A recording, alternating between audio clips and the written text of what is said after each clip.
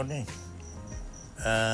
Ngayon nandito kami sa Iloilo Domestic Port kasi pupunta kami sa Bacolod City at dito kami sasakay sa boat para daling kami doon sa Bacolod.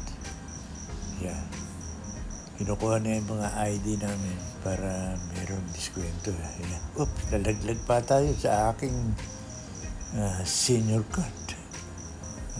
Yan, nakasakay na kami sa magdadala sa amin doon sa Bacolod. Ayan. Ito ang Iloilo River o yung sa tawag dito Progreso Lapus. Yan. Para di pa lang kwan ito Ilog Pasig. O, sa loob ng kwan. Maganda itong lugar na ito. Mukhang malinis na may tubig. Saka tahimik ang tubig. Kasi nga, river lang ito. Sana puro ganitong dadaanan namin hanggang doon sa Bacolod para hindi nakatatakot. Kaya lang obligadong dumaan kami doon sa malaki, doon sa Guimaras Street yata yun. Ayan.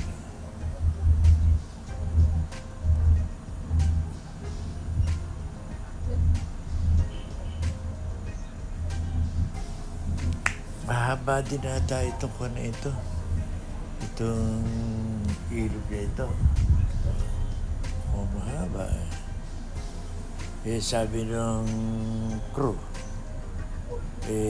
aabutin daw kami ng mahigit 2 oras para sa pagbibiyahe namin patungong Iloilo. Kaya halos alas 6 kaming umalis dito sa port.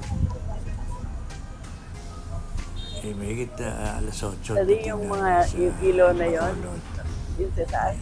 Di ba sa Rhode Island, sa Black Island, sinamahayan ng ibon na malalaki. Nangingitlog na. May inakay. Welcome to Iloilo City, Jollibee.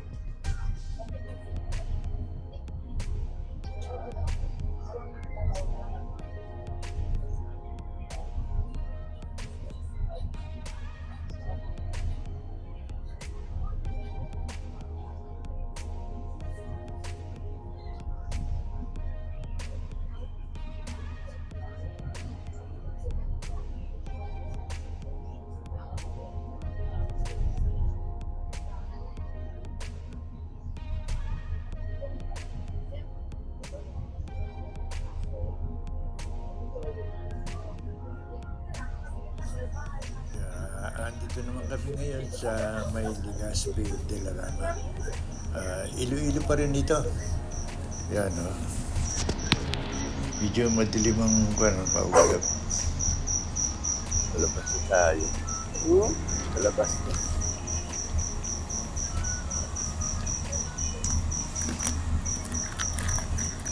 Yan, nasa kwan na kami sa tapat na kami ng Panay Island.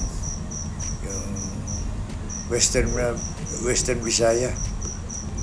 Ito palang Panay Island, malaki. Isa pala ito sa malaking island ng Philippines. Pang-anim ito. At ito pang-4 naman sa pinakamaraming naninirahan. Ganun pala itong Panay Island.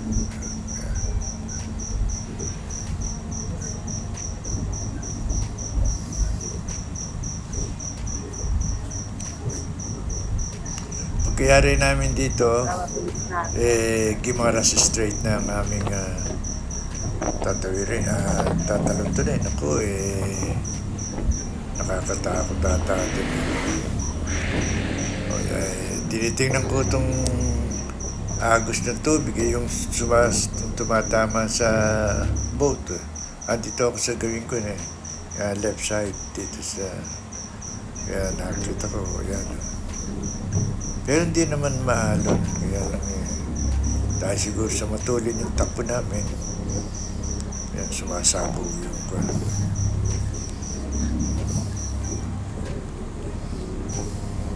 Malapit na siguro. Basta Bisaya.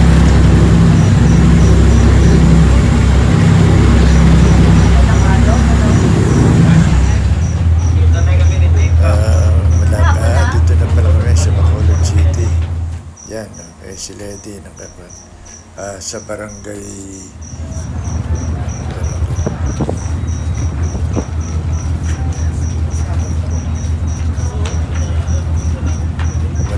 Gis. Pasado alas 8 na eh. Barangay Gis. Nakakatuwa pala rito. Yung barangay hindi pangalan ng court, kundi numero lang. Dito sa atin sa Santo Cristo, Barangay Alua, malapit sa Nicolas. Ganun ang barangay dito. Ito sa dito. Barangay 1, Barangay 2, Barangay 3. Ganun pala rito sa Nicolas. Ewan ko lang kung ganun pero sa mga yan. Malabas naman dito sa port at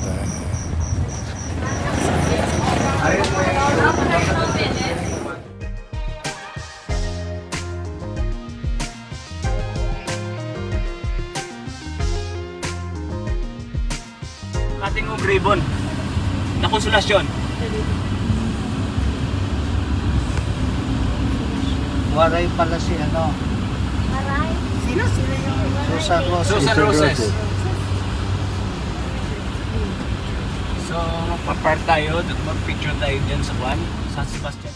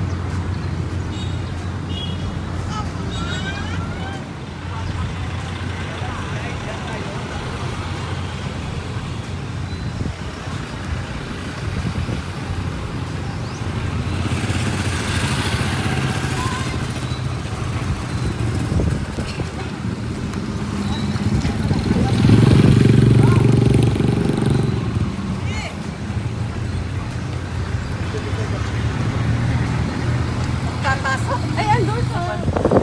baba. Kanan. Dati, andun. Tumawid ko na tayo.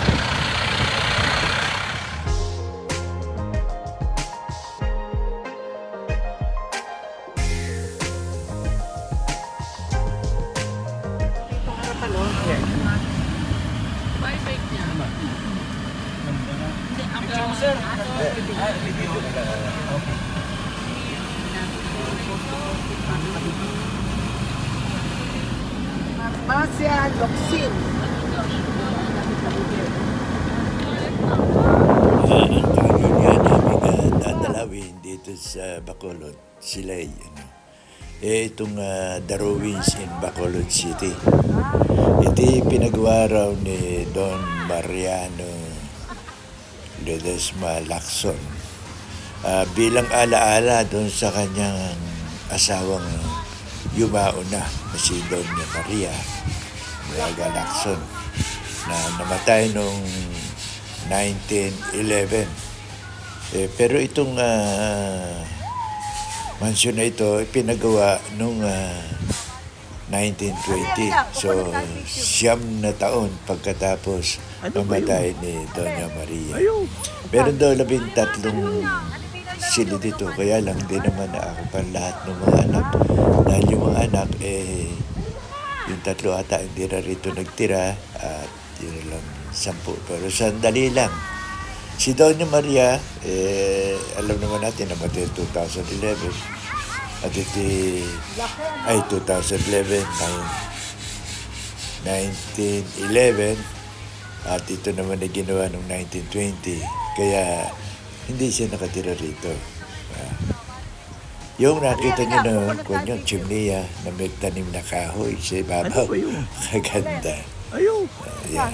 Ay, mga kanong nyo. Ano tingnan nyo? Tubig kung paano dito. Ito naging ruins dahil doon sa nung panahon ng Hapon, nung magkagyera. Ang ginawa ng mga sundalong Pilipino sa pag-aalala nila na gamitin itong lugar na ito ng mga Hapon doon sa kanilang mga pinaplano. Kaya sinunog nila, sinira nila ito para huwag ng pakinabangan ng mga sundalong Hapon. Yeah. Didi, Malamig dito. kaganda rin eh. Marami rin nagkukondit yung nagdadaos ng kasal. Pero ngayong araw na ito, kukunti lang ang tao.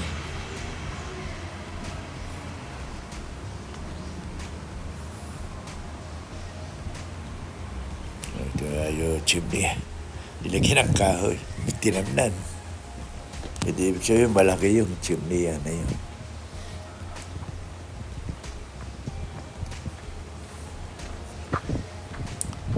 Pagkayari namin dito, babalik na kami sa Iloilo. Tapos, biyahili, papunta rin sa aming tinitirang hotel. Dahil lalo pa sa hotel yung aming gamit kukunin namin yun para pagpunta na sa airport, dala-dala na namin yun. Sa ngayon, nakagayak na yung aming gamit. Yan. O, yan yung mansion na ito. Portuguese pala yung si Doña Maria. Portuguese pala yun. Ito kan sabihin nga katulad din daw ito noon tayo mahal nung India na ipinagawa nung asawa bilang alaala sa kanyang yumaong asawa. Ganon.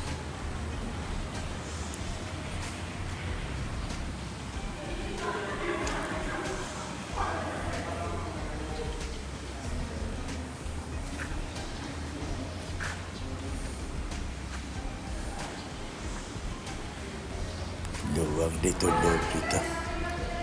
Yun mga simento kaya hindi ito nasira. Mga purong simento pala ito, yung konkreto. At ang sangayon sa nakasulat dito, itong simento, hinahaluan pa ng itlog. Kaya lalo tumibay ito.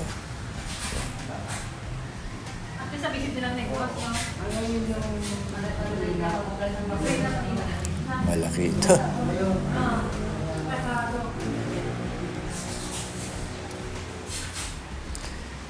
Si Lady hindi na pumasok dito sa loob. Pagod na raw si Red sa loob. Kaya ako na lang muna. At sila nandun sa nagpapahinga doon sa labas.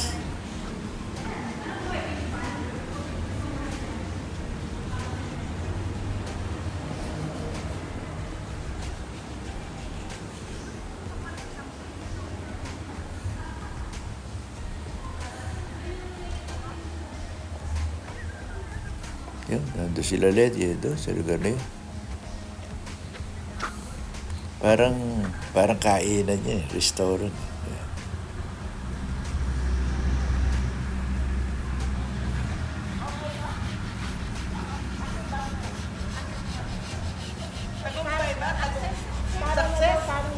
Success. 20 minutes pa daw yung travel time. Hindi na tayo akyat. Hindi na. Aalis na daw. Tinatawag na tayo.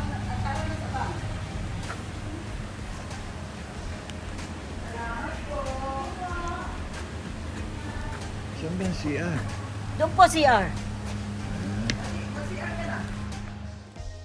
Yan, tapos na ang paglilibot namin dito sa Darwins at kami pauwi na.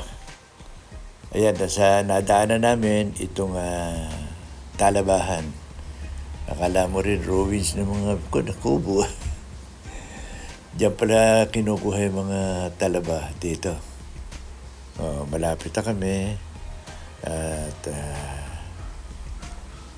Western Visayas yung kuha na yan. Tapos yan, yung natatala yun, kuha na tayo. Gimaras Strait pala itong aming tinatahak ngayon.